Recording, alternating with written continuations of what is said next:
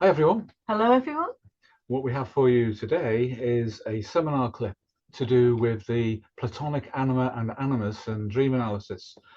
And the source for the discussion here was Kate Bush video, The Hounds of Love, which is probably the best example personally I've ever seen of what a dream looks like as put into a music video. It's pure genius.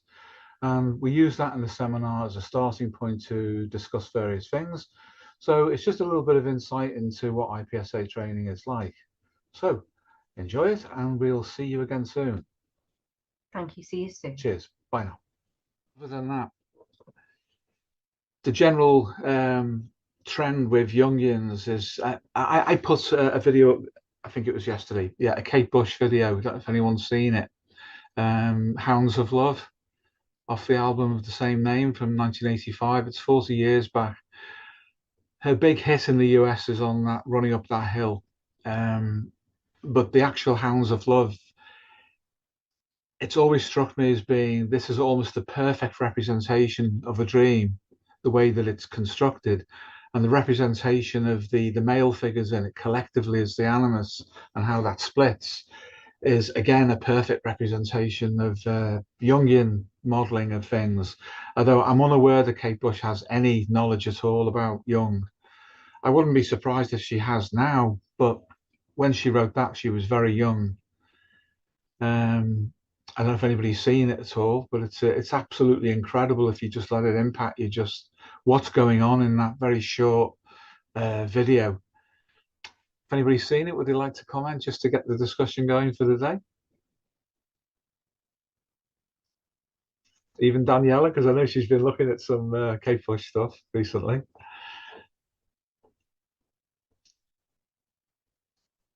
Yeah, I watched it really briefly, and um, it was interesting because at the beginning it seemed like the male figures were going after her, but Yeah, then one seems to it's actually more like he was protecting her. yeah, yeah. Um, that's what made an impression on me.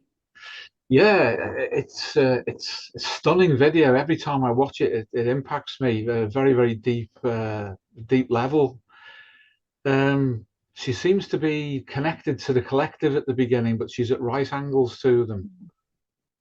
So she's already moved away from a complete identification, but she's looking down at something that's been written, presumably. Anyway, it seems quite a large sort of book. She's got her glasses on and she's looking down. Uh, and then her attention is drawn and she turns around, and as she does, a wind blows the pages, um, as if that's turning the pages of her life or of her consciousness. And that's Mhm. when she first experiences the collective masculine, who are arranged like a triangle with one figure at the front and then moving off to the side.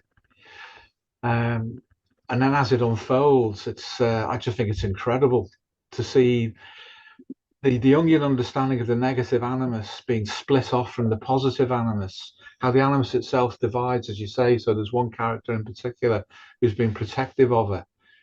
Um, and then there's that celebration, that party as they're moving through the rooms. Um, and then the couple who are together, they get handcuffed, don't they? Somebody puts handcuffs on their wrists, so they're tied together. I don't know if that's symbolic of a constraint or a collapse, or it's the fact that it is a commitment.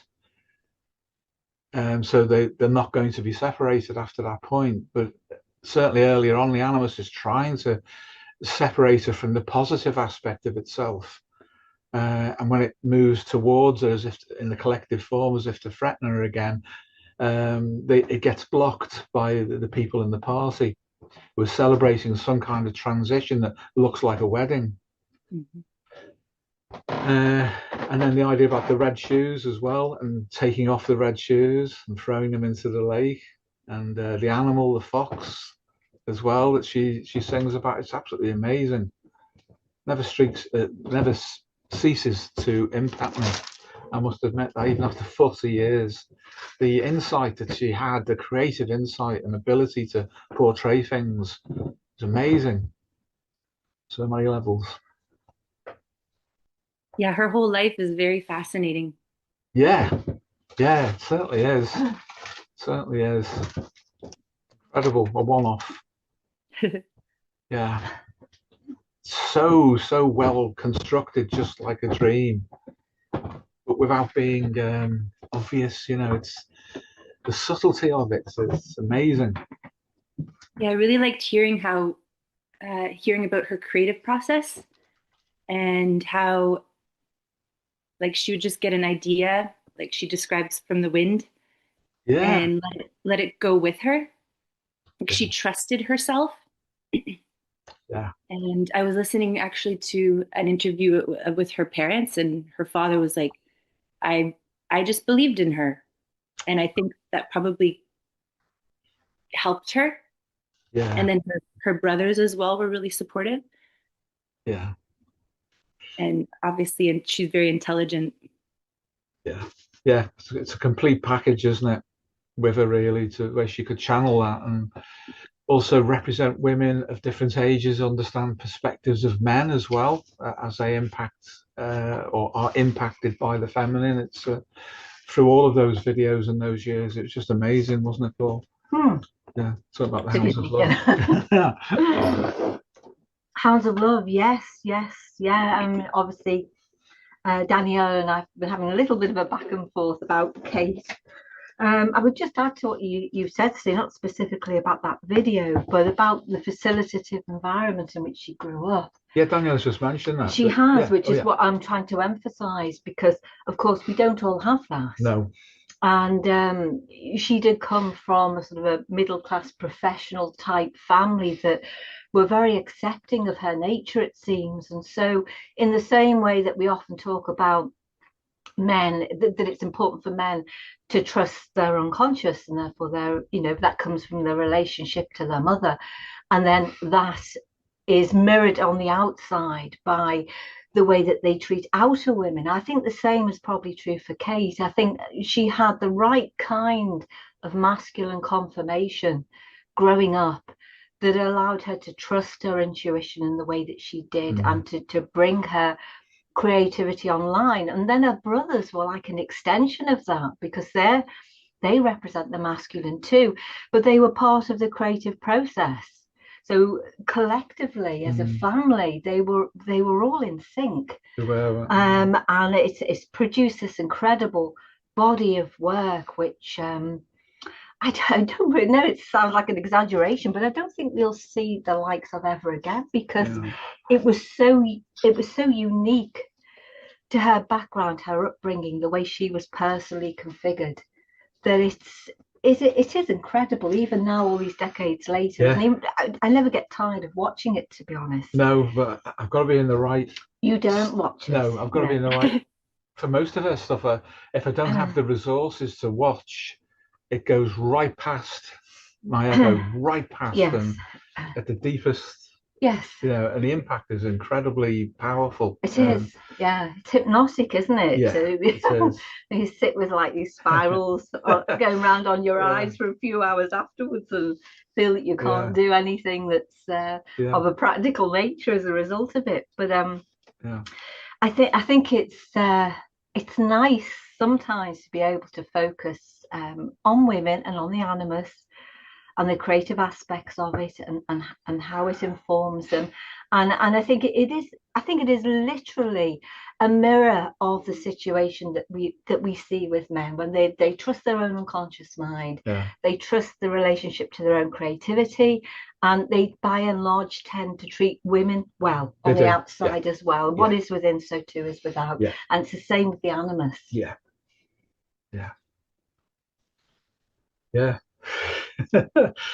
Wow, it's a quote Kate Bush. It's a place you should go unless you've got the resources to handle what will come up. Strong to watch you it. do really. I think. It's just amazing. It's just true medium. Yes. I mean, it's interesting. I mean, you kind of don't want to say it because you don't want to sort of lose the magic of what she's created. But she did reach a point in her life when maybe things became a bit more mundane for her, and she was still writing, but it's nothing like the early stuff. And it was as if that genius or genus or whatever you want to call it had left her. at that point. Yeah. It was kind of, it just wasn't the same, was it? The music No. just wasn't the same. No. And that's entirely forgivable, because yeah. for a medium, that's what you expect, really. Yes. Because the message in the medium, the medium's only the means for the message to be delivered. Yeah. Bloody hell, you know, it's absolutely incredible, isn't it? The depth of insight in stuff. And I think also too, in terms of how she, you know, expressed her own persona, which of course was very malleable. I mean, she was sort of shape shifting all over the place. But if you kind of move that out of the way, I mean, obviously she was and is a very attractive woman, but not in a conventional sense. And this is where the platonic element comes in again, because and you see it with things like Botticelli's Venus, where you've got these, you know, the proportions are distorted, and it's a little bit the same with the way Kate's put together. She's got these very long arms, and she's quite slender, but a bit on the sort of the heavy, you know, busted side, and in that sense she appears and large hands, very large hands, which is so expressive, but it just works. Yeah, it does. As a package, it works, and it works so well. And there's the platonic form in action. I think she shows men what they are.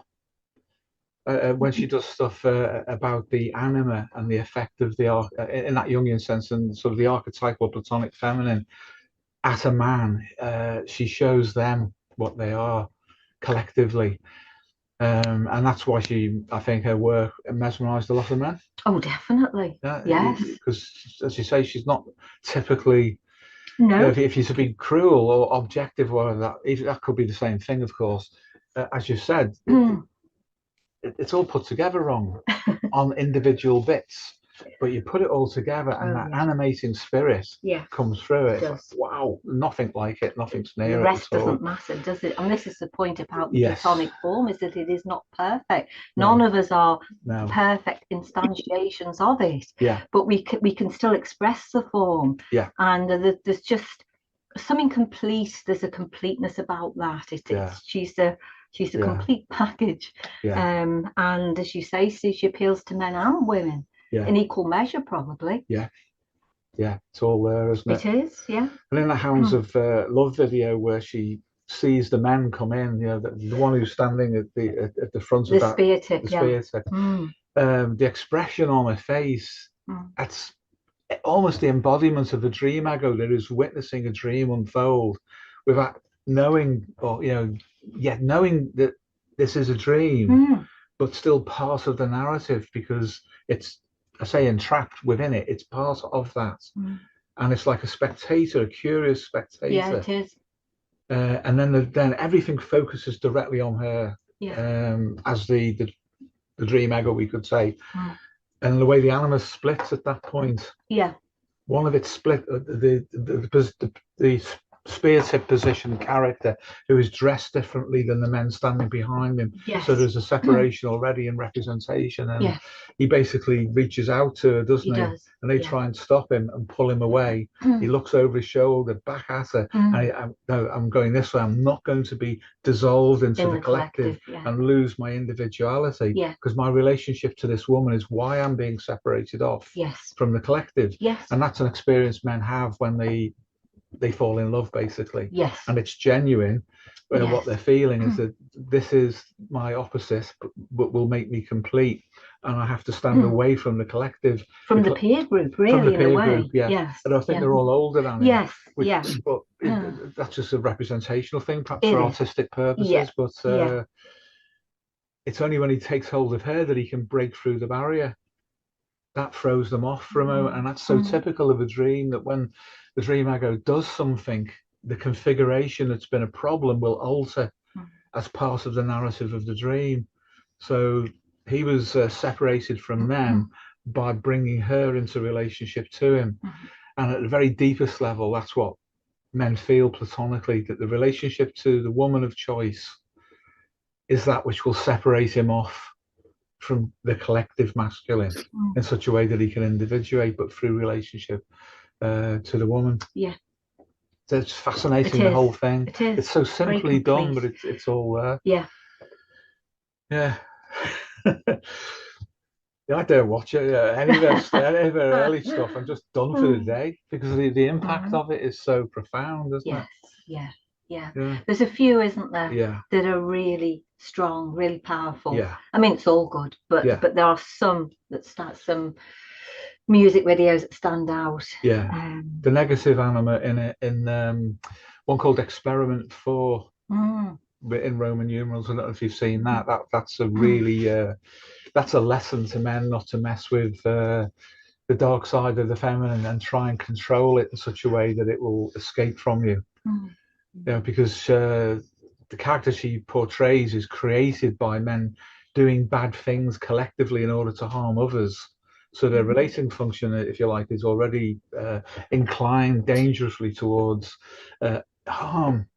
But they create something they can't stop, and it destroys them all. And once it's done that, it's free. And it's ambiguous as to whether, now that it's free, it's going to be evil or good, but it's actually free. It's autonomous. It's broken away from the constraint that generated it.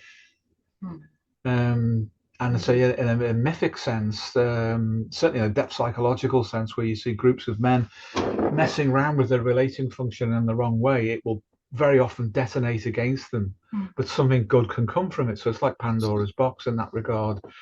And it is a box, isn't it, in it, that they generate this image in.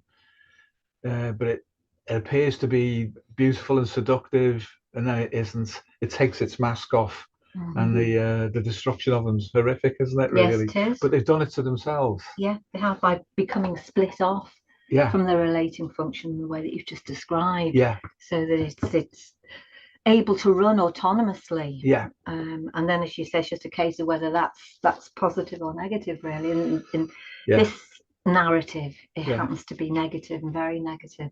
Yeah. At that. Yeah. And there's also that idea that those that generated this representation were destroyed by it, but then the essence of it in and of itself wasn't necessarily evil. It was the use to which it was being put that brought about the compensation. Yeah. And of course, what men do with the anima collectively is that they blame women for it through projection and transference. I mean, obviously, women do the same kind of thing with the animus, but the tendency to blame women for something that goes wrong with the internal relating function of a man, and then collectively, because you get a group of men together, their understanding of relating collapses to a generic collective level, and they need differentiating, which was in that Hounds of Love thing. That part, that individual man had to be separated off, didn't it? Yeah. But that's when they start to blame women for the state of their inner world. And that's when they become a problem to women, because it's projection and transference, and it's not realization of just what this means. It's something that's in them, which is capable of sorting them out or destroying them. And because they've tried to weaponize it, you know, it's basically they wanted a sound that would kill someone from a distance. Yeah. There's a laboratory in the military and they were sampling sounds of all sorts of horrific things, something to do with women. Suffering was part of that. And the idea miscarrying, was miscarrying and things like that. Which so all of that was going to be loaded into this machine, which would then be directed to. I mean, it's like infrasound. Infrasound can generate these kinds of representations in people, in the brain. But the box opened and something came out, and it was her in a way that seduced them, and then took the mask off and destroyed them, and liberated itself. That's exactly how the animal will work at a collective level. So it will pull men into their own destruction, but they'll blame women for it.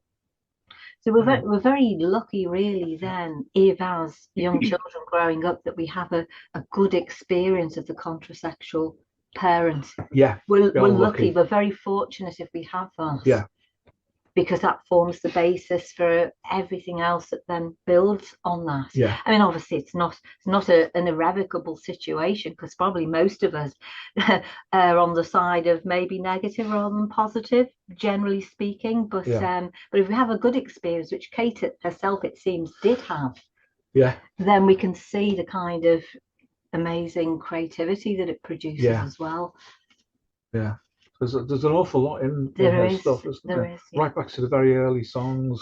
Yeah, so I won't mention anything, just in case. I might remember them. You might do. I'll be done then. I won't be able to do anything.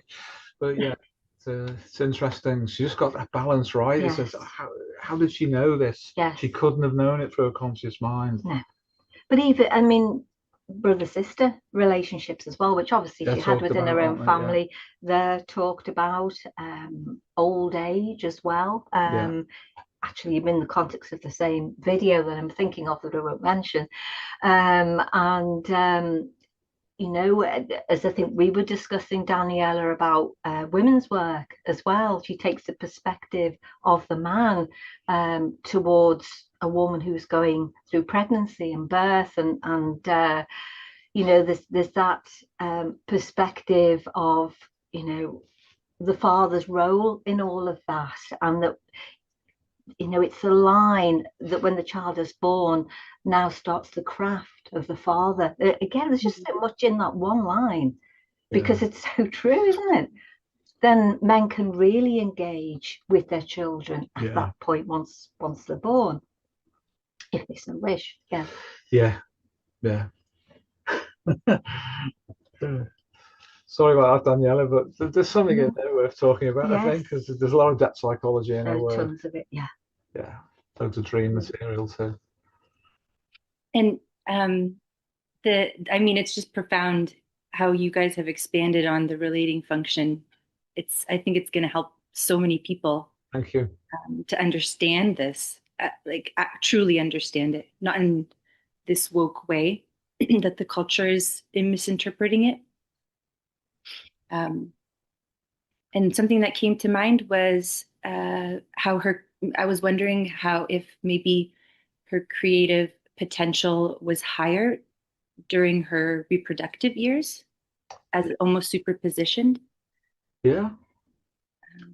I would actually go as far as to say probably not. Really? Yes, I would. I think the almost the anticipation of it, meta instinctually, meant that it's almost as if the creativity came before, because once she, you know, it was realized that she had her own biological son, and he apparently is very creative too, isn't he? He's involved in theatre and various things.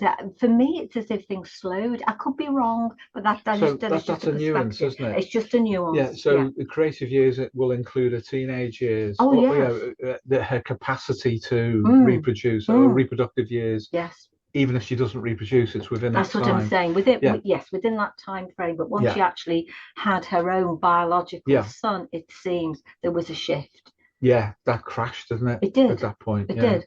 Yeah. So there's no real difference then, is there? It's just a question of perspective on what that is. Yes. Yeah. It's continuity of a different kind, isn't it? It just, because obviously it requires a different kind of adaptation once you actually have a physical child to take care of. Yeah. I was when she started to write about the washing machine and things like that, which got a bit psychiatric then, didn't it? yes. I struggled a bit to find the profundity in watching the washing going round, but you know, like you say, it's forgivable because of everything else that came before. I mean, I joked then, but that might have been necessary for it to become ordinary. Yes, I think that's true. But during the reproductive years available to her, the creativity was powering so much, some of which was anticipatory. Exactly. Because this woman's work was in that period. It was, and then she did something else, which was more ordinary, that she'd missed out in the first half of definitely of her time, perhaps from a Jungian perspective. Yeah, because she was 40, wasn't she, when she had her son? Yeah. So that's good length of time in which to It pour is. your creativity into something like that. And it wouldn't have been good for him, arguably, had she carried on like that. He needed a real mother who's present for him, I would imagine. Well, yes, because she will be the agent of the delivery of his understanding of his own psyche. Yeah. And certainly of those parts of him that are not collectively masculine. Yes. And without that being brought online, you have to find it. Yeah. And that's a tough task. If the mother's been insufficient to the task, just like with the animus, if the father is insufficient to that task. Yeah. Yeah. So it was superposition that I think, Daniela, in that regard, as I caught what I think you meant by that. And then there was that transition, which was very marked, wasn't it? And it was. After that, there was the instinctive shift. But bloody hell, it was an incredible. When she first appeared with that Wuthering Heights video, which I remember seeing, it's burned into my mind. What the hell is this? But that was only my mouth speaking. I knew. I had a feeling, an intuitive feeling, that this is something so profoundly different. It's, I need to know more about what she's done and her music. And that was the time we got together, wasn't it, at the same time? So that was it was an amazing experience. Yeah, without the relating side being sorted out, I'll just speak for men being one, and obviously you're not a man, you perhaps can speak up for the other side of that equation. If that's not there, then everything that is masculine gets exaggerated, but the compensation for it will push through, and men feel that as anxiety, existential anxiety.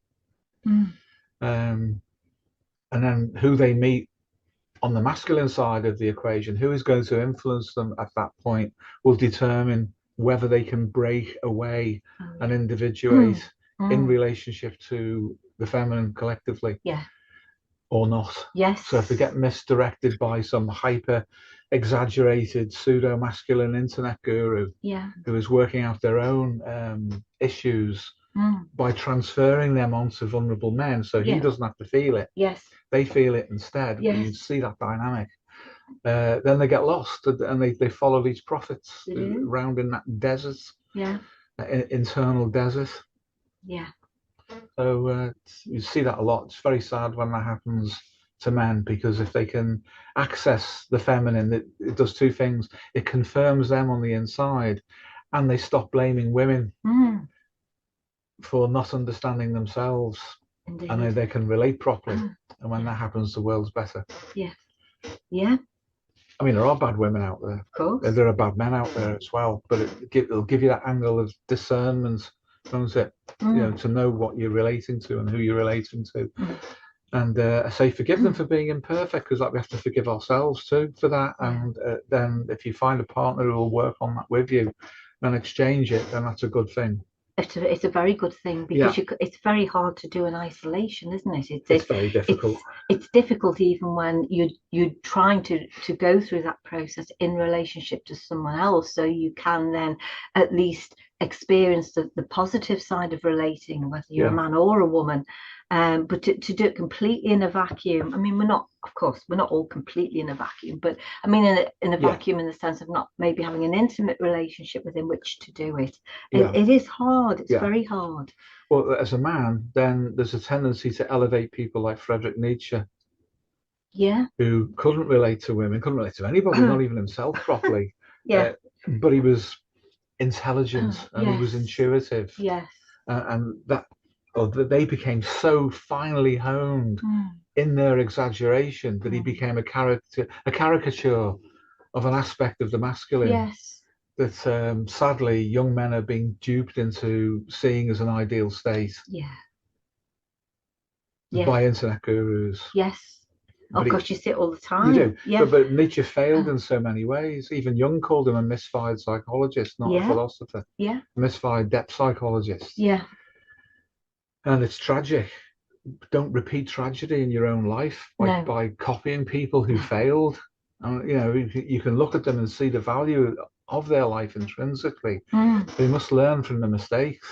Well, they're more important, really, aren't Yeah, they? they Because are. it's the positives that are seductive, Yeah, that draw you in. yeah. But if you then try and live your own life, you know, along the same lines as somebody else has lived theirs, there, and you exclude the negatives, Yeah. you won't see the negatives coming in. No. And we often say this about somebody like Jung, because he would fit the description that you've just given. Yeah. About somebody who has a superior intellect and appears to, you know, understand things in a very kind of intellect that you tend to see in men who are very clever. Yeah. And then you don't see all the maladaptations that Jung had, and also his journey into psychosis. Yeah. So you have to then ask yourself, do you want all that to come with it?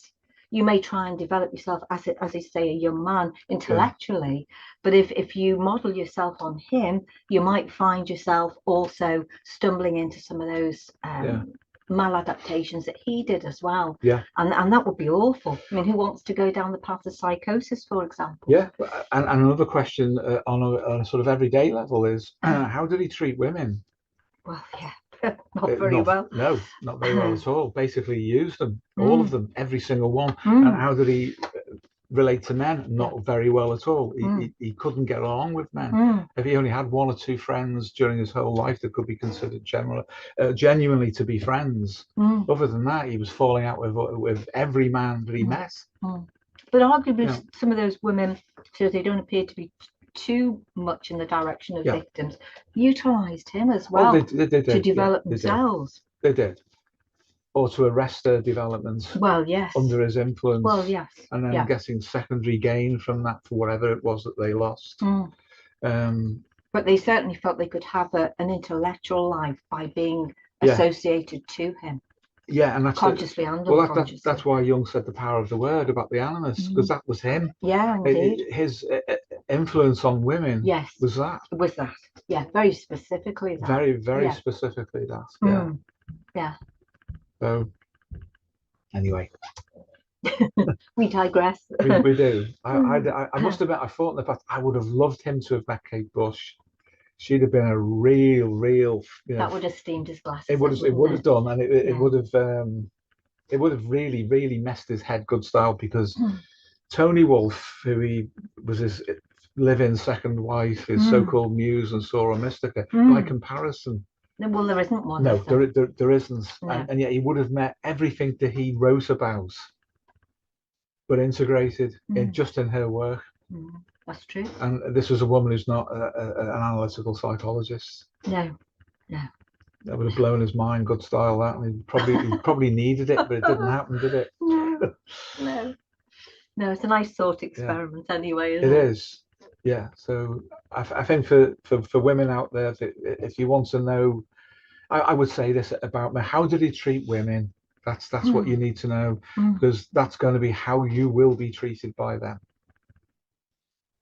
And then what is potentially within your own psyche that may be seduced into allowing that in on the inside. Yeah. That's pure Jung. That's not changed in any way. That's exactly as he put it.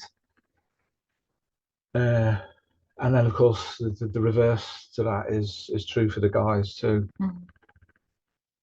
Any female relationship you have is, how do they relate to men? Under what determining conditions? Because that will be repeated with every man that they meet in a broad sense. Yeah. So there you go. For what it's worth, distillation of a lifetime's experience in that. So it's I guess then it's worth observing women, isn't it, from afar, really? And and that's partly seduction of the anima. Speaking the Jungian way. I mean, I've joked, haven't I, recently, saying that men need a reason to like women. You know, it doesn't mean that women are not likable intrinsically. Of course they are. Well, women need a reason to like women as well, which men don't always realise. Well, that's the competitiveness at the Darwinian level, isn't it? Yeah, but it is. If they don't have a reason that's tangible to like women, women will bully them for a start, because he's not going to be relating to them. And it's latent in a man's psyche to idealize women, not all men, but a lot of men, because they're looking for that which will cause them to bond to that woman for however long. It might be for a lifetime, it might be for a day, but if he doesn't feel that, that ain't gonna happen. And some of it is going to be determined by, as you say, the experience they've had of the mother and how the relating function is distilled out for them. And you know, sometimes the imago of the mother, whether the mother's meant it to be this way or not, is so controlling and constraining that the man can't escape. So he ends up resenting himself first before he resents his mother.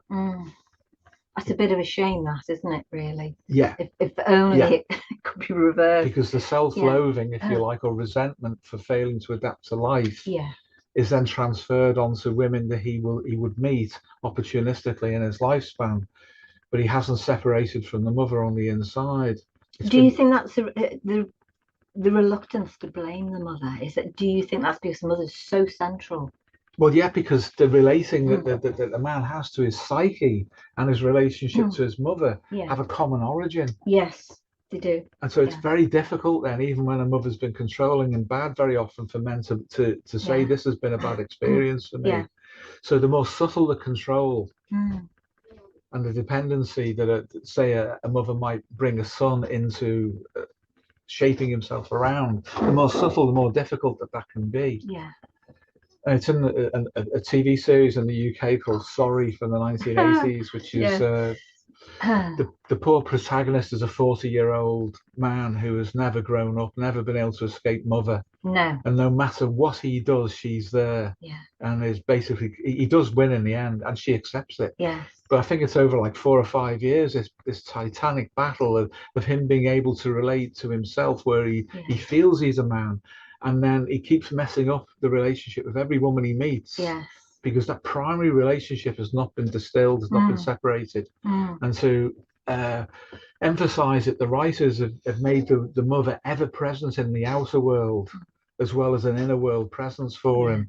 And he does dream about it, doesn't he? In the series, he dreams about some it of the dreams. They do dream series, and they're amazing. Again, the insight's incredible, isn't it? It is. You don't realize it's a dream at first.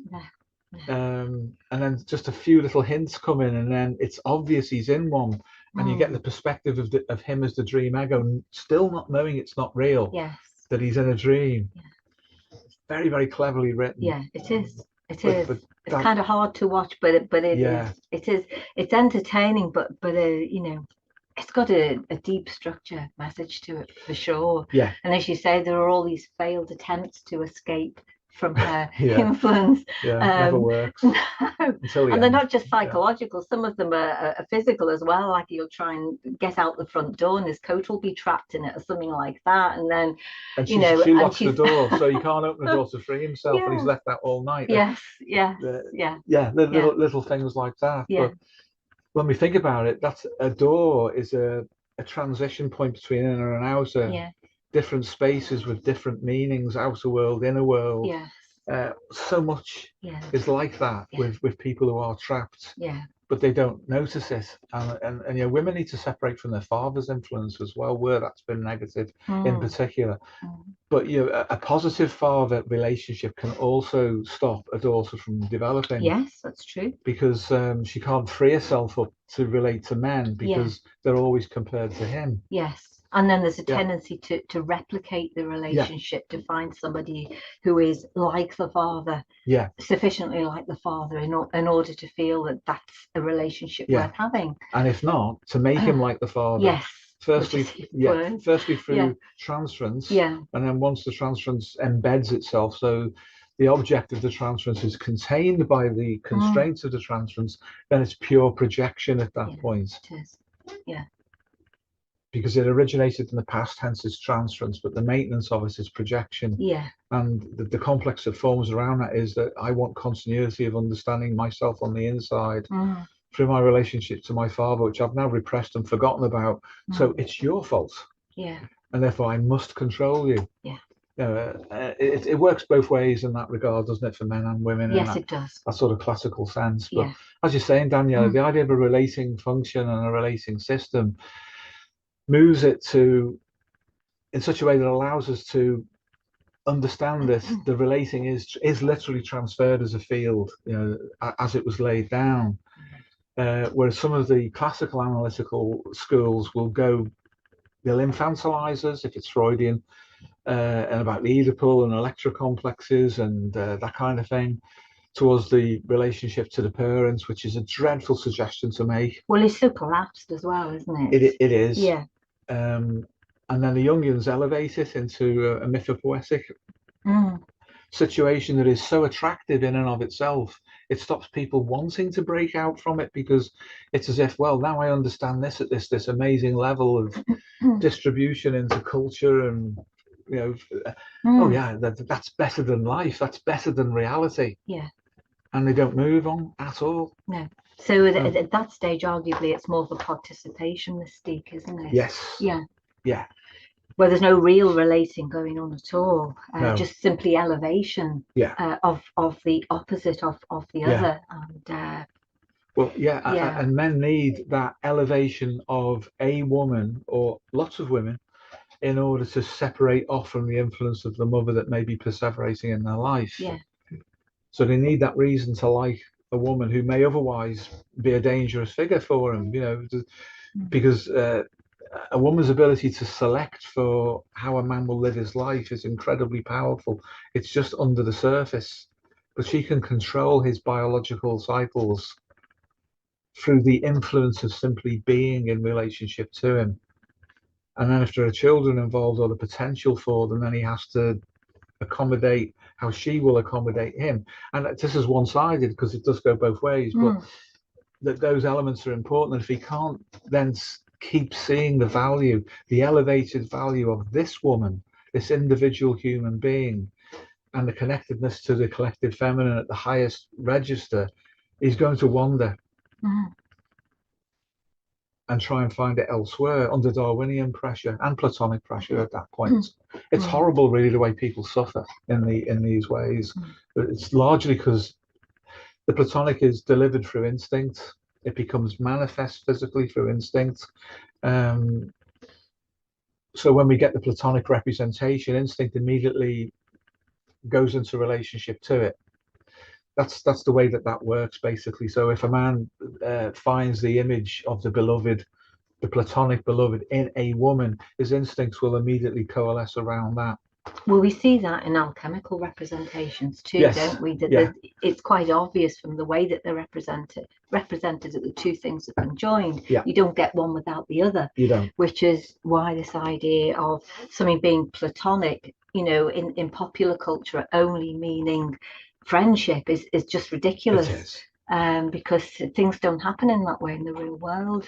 No, you've got the friend zone now as a meme on the internet and all the rest of it. That's more Adlerian than anything else. That's really about control and setting up boundaries, so people can, principally women, can feel safe about that, and men are very sensitive to it because they know it's an impediment. It's one of Carl Friston's Markov blankets, that the woman is inside that and controls what comes in and what goes out.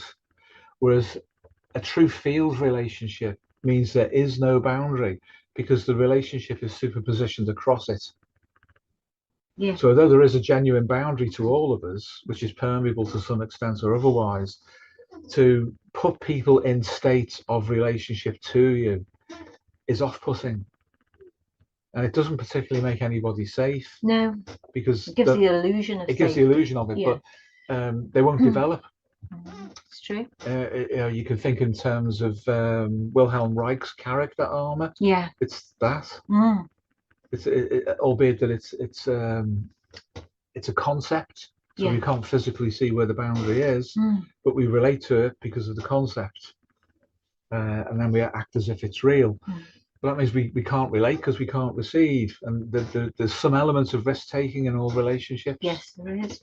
That's part of the Darwinian elements of the pressure test that allows the Platonic to actualize. Yeah, it's almost like it's an attempt to sanitize male and female relationships, there's no heterosexual relationships, or any relationship for that matter, by suggesting that it is possible to put boundaries up in that way, and that the field of one person will not affect the field of another, which is just nonsense, really. And I think in some regards it's just a softer feminism and woke ideology that we think we can do these things and kind of get away with it, and then women have this false sense of safety and elevation at the same time, but it's not the real world. It's not the real world of relationships, that's for sure.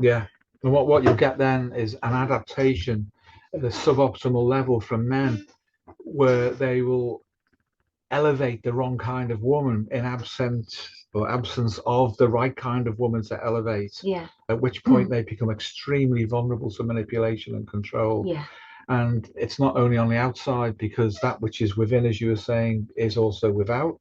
So their relating function, and therefore in Jungian terms, their anima, takes on the color of the negative, and that then backfires directly into them and attacks them on the inside as well as on the outside. And then that looks like a wounded man who can be bullied. And Darwin is cruel, so women bully him. Absolutely. It's terrible, isn't it, what goes on? It is. It's very sad indeed, because women can be incredibly cruel.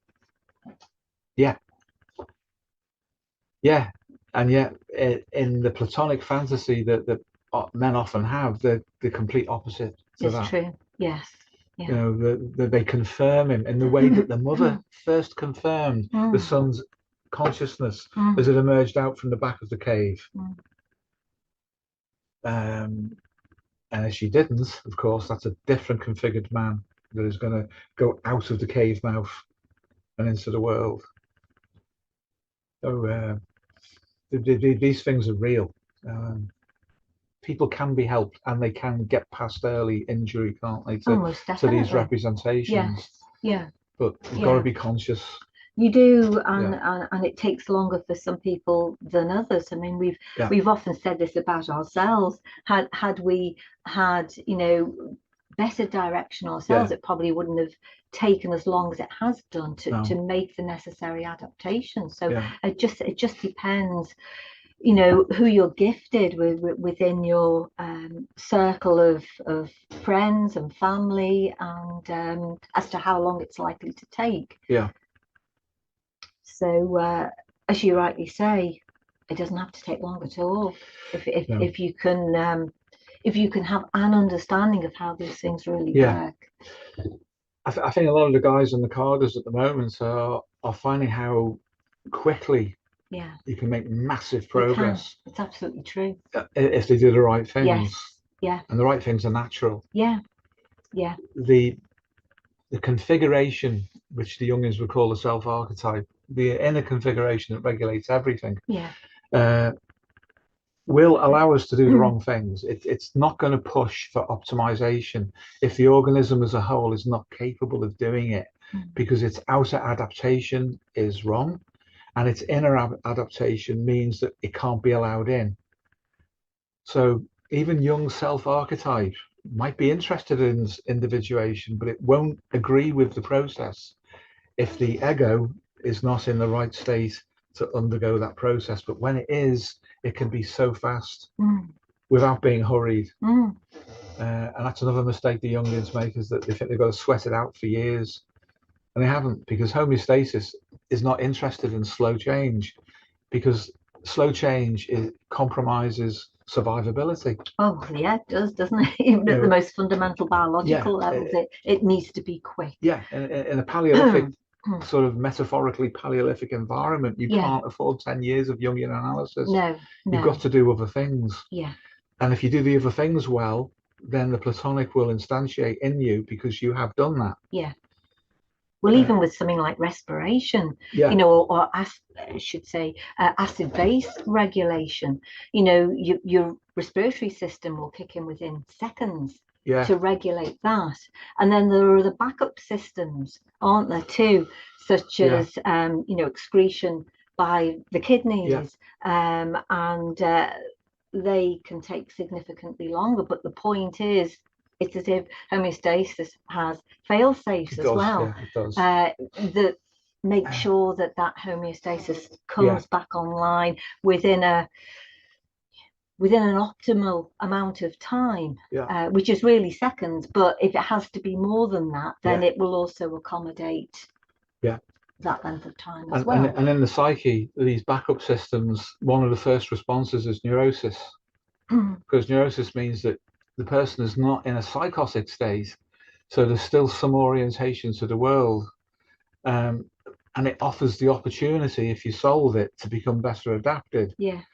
So it keeps us in the game, but just suboptimally. And the amounts of suffering from a neurosis, it seems, is supposed to kick us into action that will solve the neurosis.